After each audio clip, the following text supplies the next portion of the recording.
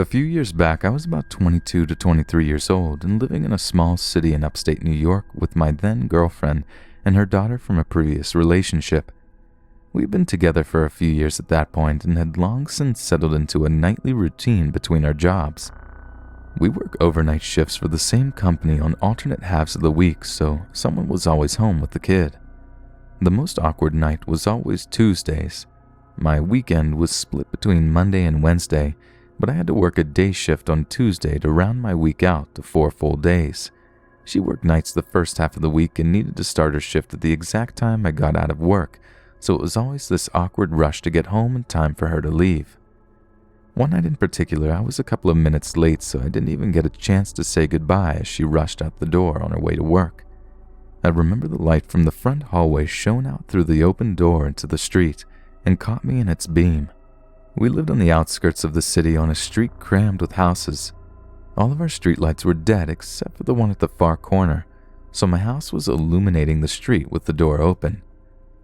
As I went inside and started to close the door, I thought I saw movement in the house across the street. It had been sold about a week prior, but the new owners hadn't moved in yet, or so I thought. I stared at the large bay window across the street for about a minute, where I could have sworn I saw a figure move away suddenly, upsetting the curtains. I opened and shut the door several times before I was confident I had recreated the movement with the shadow of the door and closed it for good. It had most likely just been my eyes playing tricks on me, but I wouldn't have been surprised if a homeless person was squatting. We didn't live in a bad part of the city, but it wasn't great. I remember the house was quiet as usual, spare the TV she left on and our cat bounding across the house. The kid was already in bed since it was a few hours past her bedtime. Not that she ever fully stayed in bed. She was about 7 or 8 and had a pretty serious bout of sleepwalking going on. A few nights prior, she had gotten up and wandered around the house, humming to herself and turning on every faucet in the house, which wasn't even the weirdest thing that had ever happened in our house. I have a veritable laundry list of strange things, from odd noises and strange shadows to the old broken tabletop hockey game in the attic that I know was in a different place every time I went up there.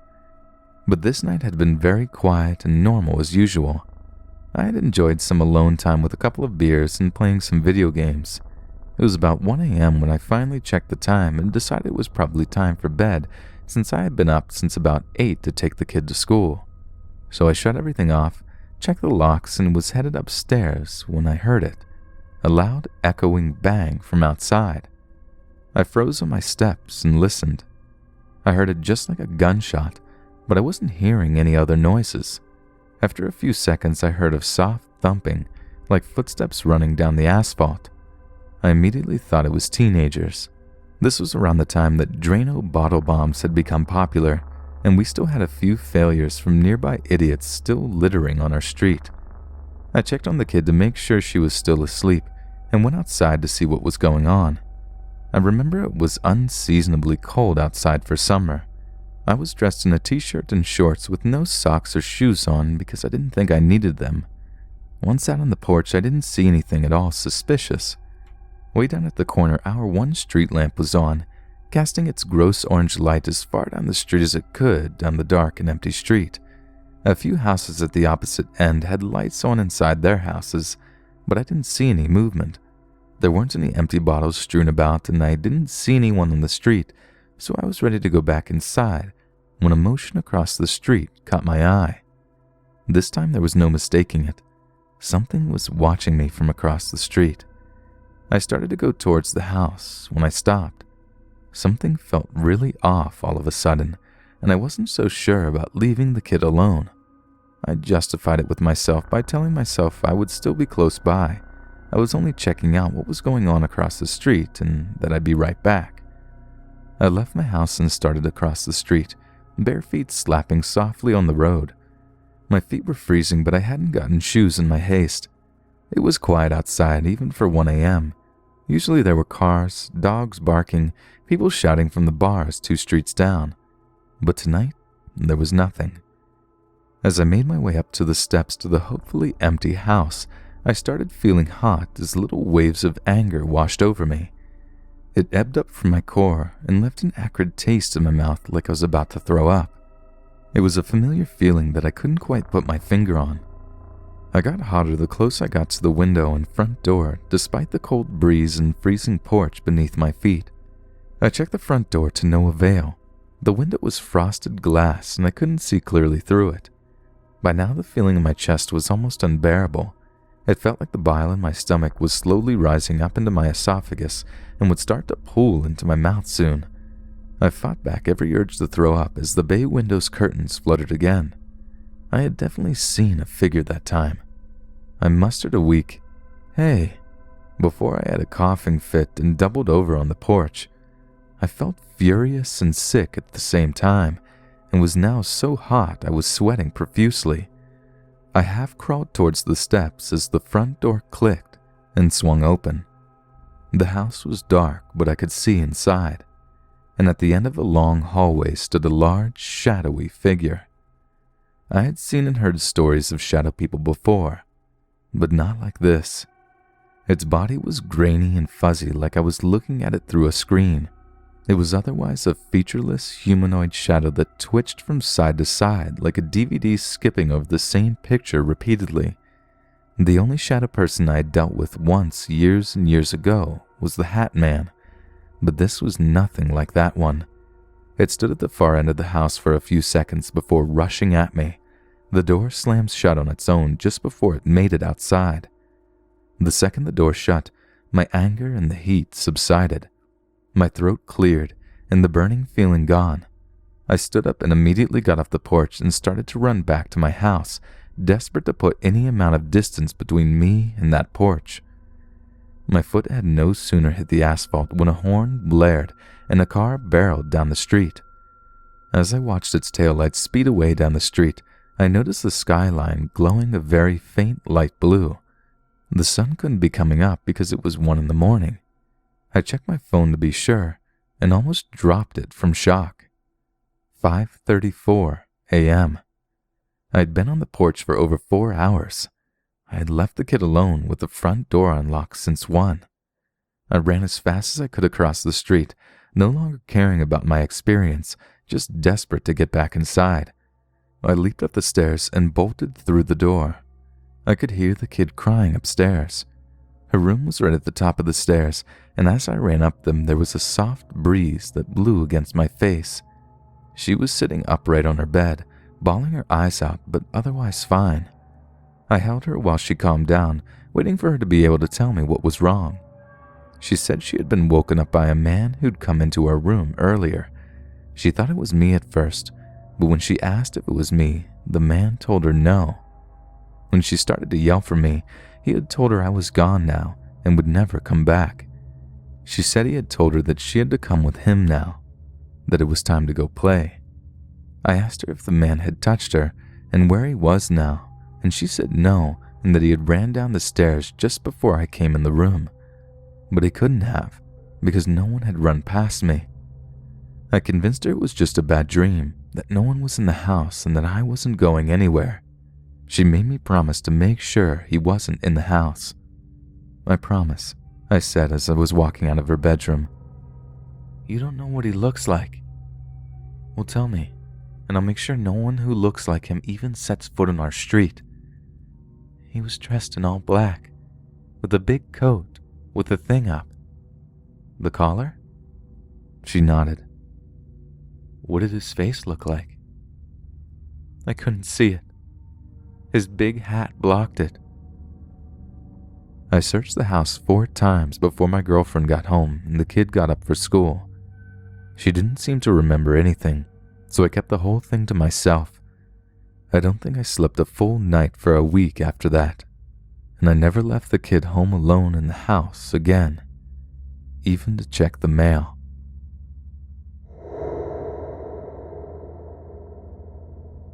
When I was about 4 years old, I had a room on the 2nd floor of my house. One morning, I woke up and turned my head to the window and saw the shadow of a man wearing a hat. Now, I can identify it as a Stetson-type hat, riding a horseless wagon. He passed by my window quickly, as if he was just on a ride, and disappeared on the other side. I didn't even move until my mom came into the room soon after to wake me up for breakfast. And that experience was quite weird because I know if I saw something like that now, I would freak out. We moved out of that house a few years later, moved into another neighborhood a few miles away. One of the things that was on my mind was that shadow. I didn't want him to come back. When we moved into that house, I would dream about the shadow coming to my window in the middle of the night and banging on my window, laughing. Before he would come, I would hear horse hooves in the distance, which signaled his approach. I would hide on the side of my bed as he would come and start banging on the window, laughing. Unlike my 4-year-old experience, I began to fear him now. These dreams became frequent nightmares, and the hot water heater, which was in the attic near my room, made noises, which didn't help the matter. One day, my mom was babysitting my neighbor's daughter, and I was home too. My mother kept us busy playing Go Fish. During the game, my mom said she heard a noise, and we all stopped concentrating on the game and listened. It was a banging sound coming from upstairs. The funny thing about the instance was my mother just said it was nothing and continued to play the game. My mom's not like that. If she heard something nowadays, she would investigate it. My neighbor's daughter didn't seem concerned about it either, but I was. After a few minutes, the banging went away. I was relieved. Later that year, I started to tell my parents about the shadow I saw and the dreams I was experiencing, but they didn't take much notice to it. My brothers didn't either. To them, I was just a kid making up stories. After that, I never talked to them about it, and still don't to this day. After 2nd grade was over, I was still having these dreams of that shadow man in the wagon. I was scared of going up the stairs by myself because I thought he was going to be at the window. Because I thought he was going to be at one of the windows, especially my window. I was outside playing in the backyard. I don't know exactly what I was doing because it was a long time ago, and I looked up at the window from where I was standing and saw it shake. It banged 3 times. I ran to my dad, who was in the garage, for safety. I didn't know what to do. The most bizarre experience I had with the shadows was when I was sick one day. I believe I was in 3rd grade.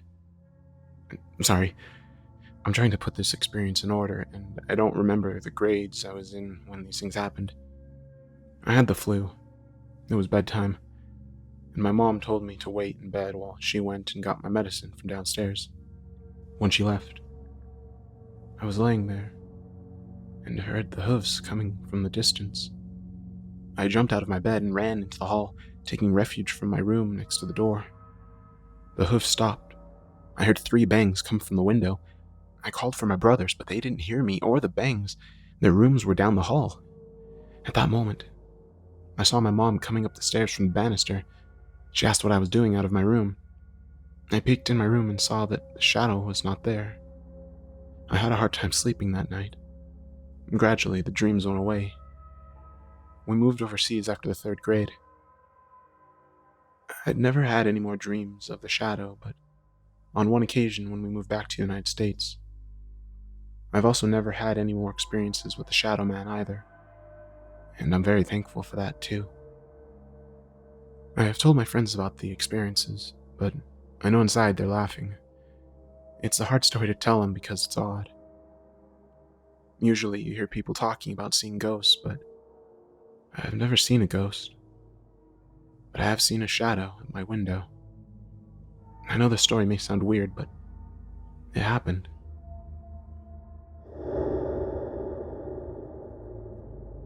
This story happened about 10 years ago in a hotel room I was sharing with a coworker in Cheyenne, Wyoming.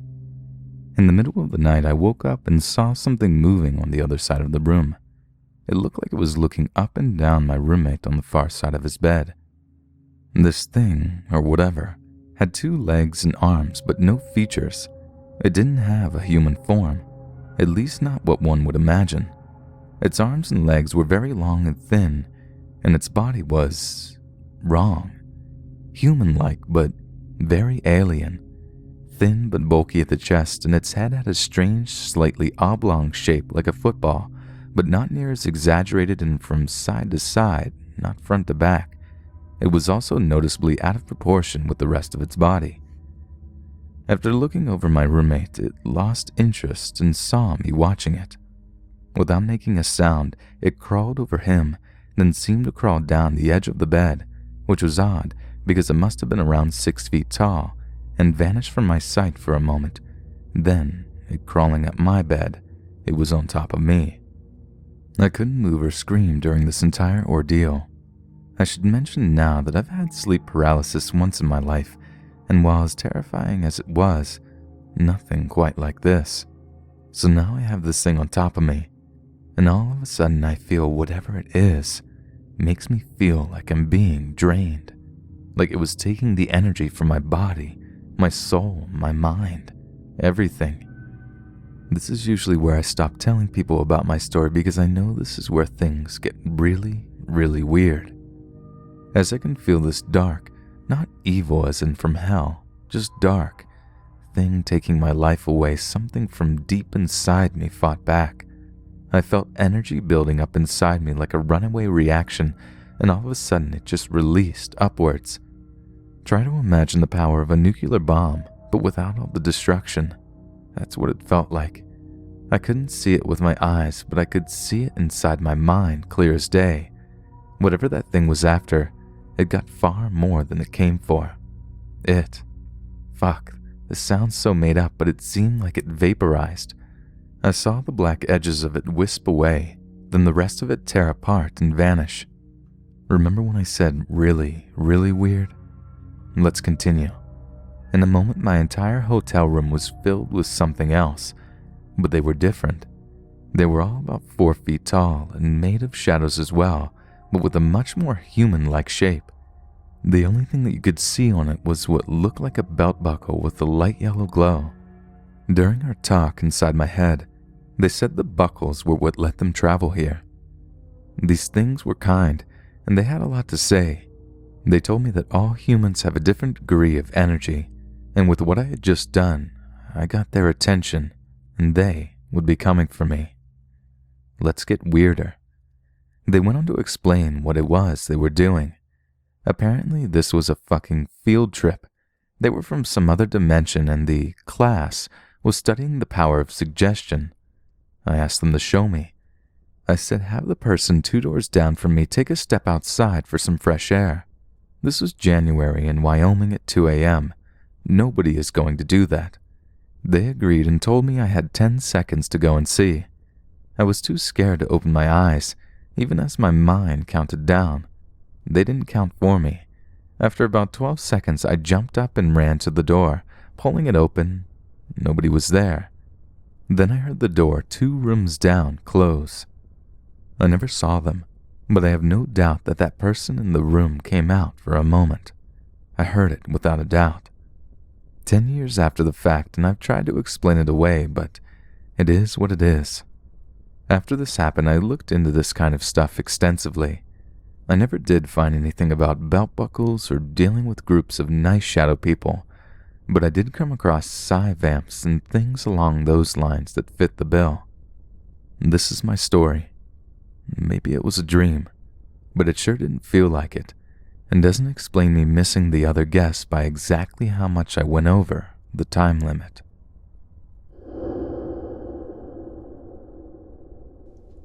When we were young, my brothers and I shared a room. Those two were great at making shadow puppets come to life. Tyler could make a soaring hawk, and John a fearsome wolf. Me? I was never able to make anything that looked remotely like something. Before you start harking on me and telling me how easy it is and how I should have at least been able to make a bunny, keep in mind that John can't snap his fingers, so I'm not the only failure in the family. My brothers never made me feel bad about my shortcomings, but I felt a little sad all the same. I'd watch as they'd tell stories with their shadow puppets, and wait to join in on the games of shadow tag we'd play until one of us fell asleep. Everything changed the day we moved to the bigger house. We all got our own bedrooms, mine being the smallest since I was the youngest, and our nightly games came to an end. I had practiced making shadow puppets on my own in hopes that I would eventually learn to impress my brothers.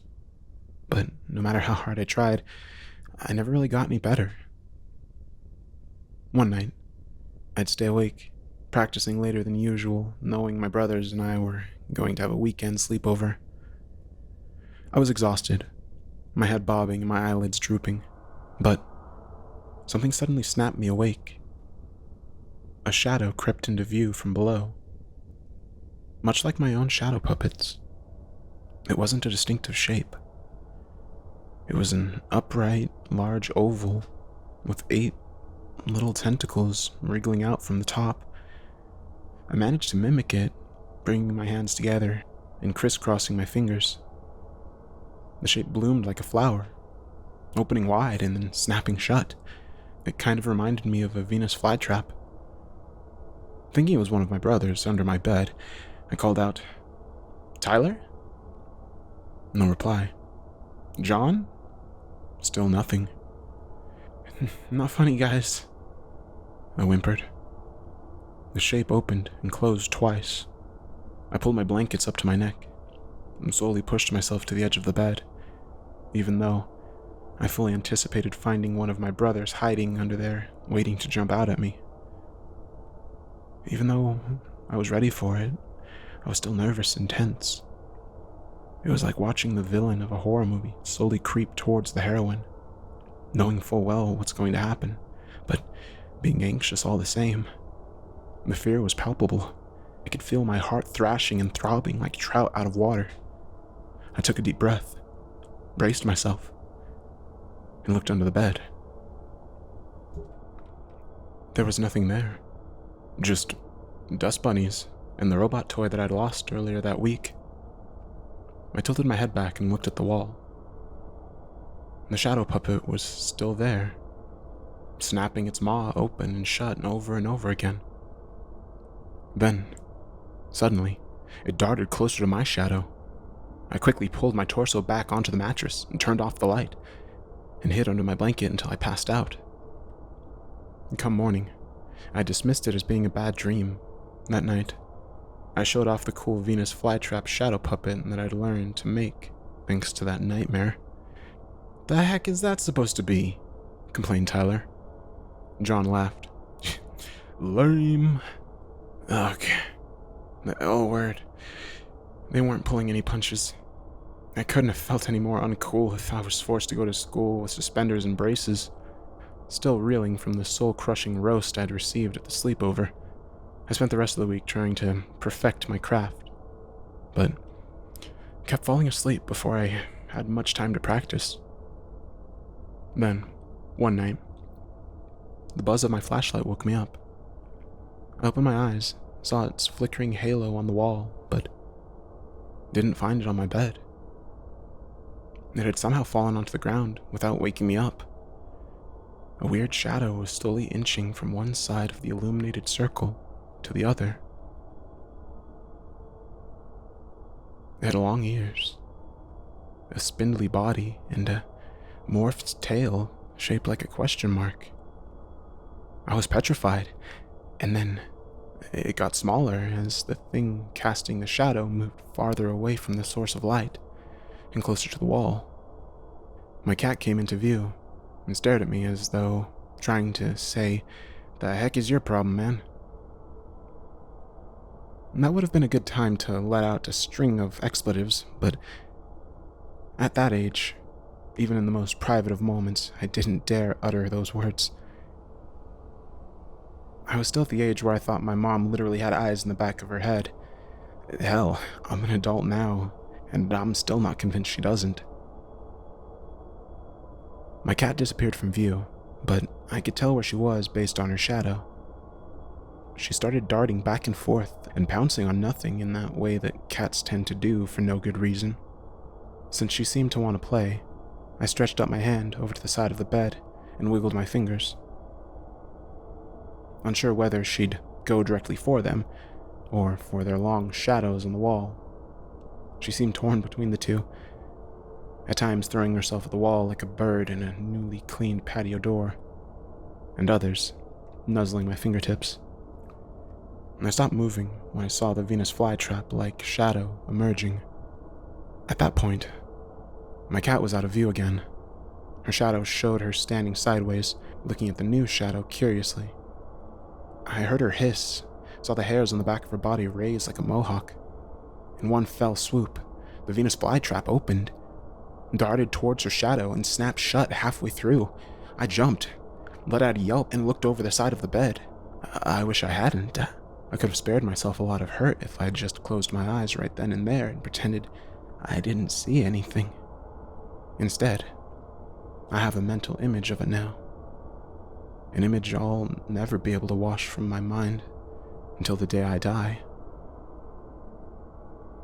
I should have known better when I saw only half of my cat's shadow being cast on the wall. But I looked anyway. I looked, and I saw her still twitching hind legs attached to her lower half of her body. Then I watched as the Venus flytrap bit down on what was left of her shadow, and her body disappeared. Nothing was casting that shadow. I was looking at the floor the whole time. There was nothing there. I threw my blankets over the flashlight and cried myself to sleep. It took my parents about a week before they told us that our cat had gone missing. I didn't tell them the truth. I might have been a stupid kid who couldn't even make a proper shadow puppet, but I knew better than to say something about it. They'd think I was nuts or tell me I was dreaming. We put up posters and went through the stages of grief. And Tyler was angry at first. John refused to believe that she was gone. As for me, I just felt numb. The secret weighed on me, but the fear of telling and the fear of the shadow in my room weighed even heavier. I slept in complete darkness. No nightlights, no hallway lights, no half-open blinds. I was terrified of the shadows. The only place that was safe from the shadows was in darkness, because the only thing that can cast a shadow is light. This went on for about a month before we had our next sleepover. And by then, pretty much everyone had accepted our cat wasn't coming back. It was late, but the three of us were wide awake from the plethora of Halloween candy that we'd snuck out of the kitchen when our parents weren't watching. I was afraid from the moment Tyler turned on the flashlight and proposed we make shadow puppets. "No, I want to sleep," I whispered, hoping he'd turn the light off. Tyler snorted. "Come on, what are you, 5? Come on, let's play." John kicked me in the shin. "I don't want to," I croaked. "Lame," said John. "I'll leave him alone," replied Tyler sternly. His voice softened as he addressed me. "If you want to sleep, then sleep. We're playing." I closed my eyes tight and turned away, trying to ignore them as Tyler's hawk and John's wolf flew around the room. They were laughing and making their shadow puppets play fight, and then they suddenly stopped. "Hey, don't do that," John scolded. Tyler replied, It's not me, David. Stop. It's not funny." "What?" I replied. I was confused. I could tell they were upset, but I didn't know why. At least, not until I saw the feline shadow casually trotting from one flashlight's halo to the other. It pounced at Tyler's hawk and pawed at John's wolf, just like our cat used to do. I felt my stomach drop and bounce back, like my guts were made of bungee cord. I tried to tell them I wasn't projecting it. I tried to remind them that I sucked at shadow puppets, but they kept shouting at me to stop and getting more and more upset, until they finally turned off their flashlights. "Not funny," I heard John grumble. I'm going to sleep," added Tyler. I remember the way that they looked at me the next morning. Their eyes were so full of animosity that I felt like a nerd trying to sit at the cool kids' table. I think my mom talked to them later, because eventually they stopped treating me like a leper and slowly started including me in their games again. They never played with the shadow puppets again, though. At least, not with me. We grew up, like people tend to do. John moved away. Our parents sold their house to Tyler so they could move to a smaller place. Tyler got married and had kids, and I became that weird person with 3 cats and no social life. A few weeks ago, Tyler's wife called in a panic and asked if I'd seen him. Long story short, he'd gone missing without a trace. Sure, their marriage had been on the rocks for a few years, but I knew Tyler well enough to know that he wouldn't leave his family. I drove over to their house, to my old house, and tried to help them as much as I could. I knew right from the moment I stepped through the door and saw his youngest daughter. I knew what happened. I recognized the numb look in her eyes as my sister-in-law grimly welcomed me in. I slept in my niece's room that night with the flashlight tucked under my armpit, just to be sure, while the kiddo slept with her mother. Once everyone was asleep, and the house was quiet, I flicked the flashlight on and waited.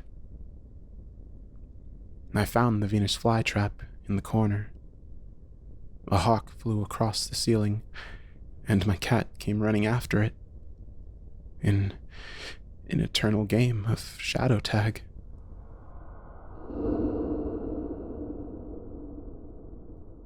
I work at a mental health institute for the state. I found some papers in a female patient's room, and what I read has really scared me. The papers appear to be some sort of diary entry or something. Something very strange has been happening. I wonder if anyone will even see this. God, I hope so. Anyways, you know that elevator to another dimension game? Well, I played it, and now things are strange, to say the least. So basically how the game works is that you find some sort of building with an elevator and at least 10 floors, and you press the button in a certain order, and then some inhuman woman creature enters, but you're not supposed to talk to her, and then you go to the 10th floor, and then when you get out, you're in another world or something. So I did it, and nobody got in the elevator. This inhuman creature never appeared. Well, at least not right then. And so I continued and got out on the 10th floor. It looked exactly the same, and nothing weird happened at first. So after sufficiently deciding that the game was just that, a game, I took the elevator back down and made my way home. The first weird thing that happened was in the car on the way home. I got a call from my boyfriend, but I couldn't hear what he was saying and he sounded far away. I hung up and tried to call back, but the phone just rang and rang. He didn't call back, so I figured it wasn't important. When I got home, nobody was home, which may not seem weird to you, but I live with 7 other women, so that actually is a little unusual for me, but not super weird. I sat in the garage and smoked cigarettes and listened to some music. I continued on with my day, pretty much forgetting about the weird elevator thing, until a few hours later. That night around 9 p.m., still nobody was home. I tried to call one of my housemates, but she didn't pick up and her voicemail was full. Maybe she was at work, I don't know. But then, I got a text from another housemate and it said, "Where you at?" I responded that I was at home and she didn't reply. An hour or so later, she texted me, "Come home and snuggle me." I texted her back, "I am home." And then I looked through the house, but I am certain that nobody was home. At this point, I started getting freaked out and I tried to call my boyfriend again, but he didn't pick up. I sent a few more texts to some of my other roommates, but they didn't respond even though the messages said that they had delivered. I was pretty creeped out, so I figured I needed to get out of the house for a minute. I drove up to the gas station to buy a pack of cigarettes. I pulled in and I was half expecting to see nobody there. but thank God there was a normal amount of people and a few workers. I walked in and got my cigarettes. The worker gave them to me without saying anything other than the price, which struck me as odd, but I rationalized as he was just being rude or something. When I got home, shit got even weirder. 3 of my roommates' cars were in the driveway. I rushed inside, eager to see familiar faces. But nothing. There was just silence. Nobody was home. I checked the house, I checked the backyard, I checked the shed, I checked the garage. Nobody was home. Then I got a text from another roommate, Marie, and all she said was, "What the hell are you doing? Cassie just sent me some weird texts. What's going on?" I guess they are getting worried. I texted back that I'm home and I was freaked out and asked her to come home. She never responded. By this time it was later, around midnight, and that's when the shadows started to appear. I would see something weird, dark, and quick out of the corner of my eye, but when I looked at it head on, there would be nothing there. I ran all over the house to try to avoid the shadows. I'm sure I looked totally crazy. Good thing nobody was there to see me. I was really scared and I felt very confused. Looking back, I don't know why I just didn't leave the house. Maybe I felt that no matter where I went, the shadows would also go. One time I almost thought one of the shadows looked even a little like Sasha, one of my roommates. But of course, the flashes in the corner of my eye were too quick to discern any features really. I lost track of time. I locked all of the doors to the house. I even bolted some of them shut. At one point I went to the shed to get some tools, and I felt surrounded by shadows. I was starting to see them for longer periods of time. I ran from the shed and locked it from the outside with a large wooden thing and a safe lock, those locks you put on lockers in middle school and stuff. I did it more as a reminder to myself not to go back in there, not to lock the shadow things in, but maybe I did lock some of them in, because after all, I had a small period of respite from the shadows. I had lost track of time and it was almost morning. I wanted to sleep, so I laid down for a minute. I would have called someone or something. Geez, this is beyond weird that none of my roommates were home by now, but in the frenzy of the night, I had lost my phone. I woke up a few hours later to some weird noises. It almost sounded like screams. It was like 11 a.m. The noises sounded far away, like as if they were muffled or something, sort of like how my boyfriend had sounded on the phone. I saw a few of the shadows in the yard, near the shed. I sort of knew where they were at times, even though I couldn't see them. I don't know how to describe it. By now, I'm convinced the elevator thing worked, and I guess my senses to the otherworldly beings were just heightening. I went out to the yard swinging a shovel, not so much trying to hit the shadows, but more just to feel in control. Like if I felt like I saw something I could swing, and then maybe determine if it was real or not. More noises were coming from the shed. The shadows were so dark. Maybe if it were brighter I could see them. That was my rationale. I set the shed on fire, and I actually think it hurt some of the shadows or something.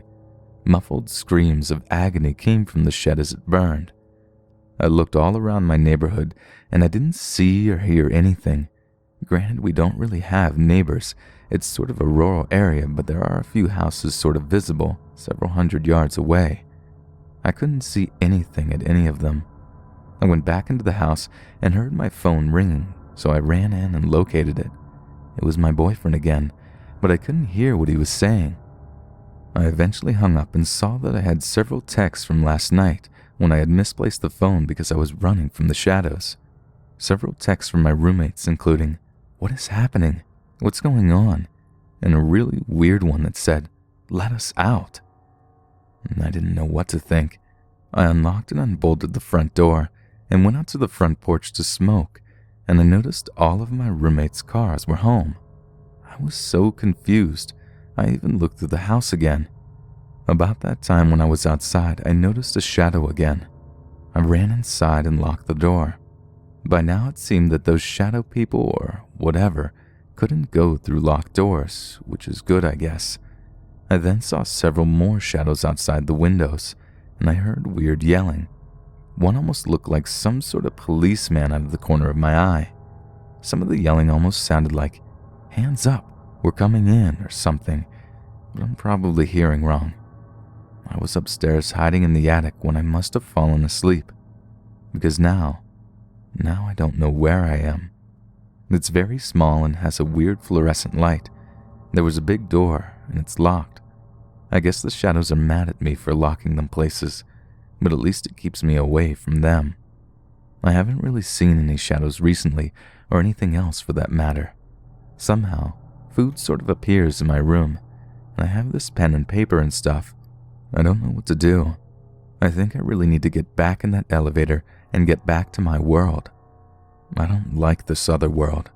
I hate the muffled voices and screams, and I especially hate the shadows. I think this weird elevator world exists like on top of our world or something, because it looks the same mostly. I don't know what to do.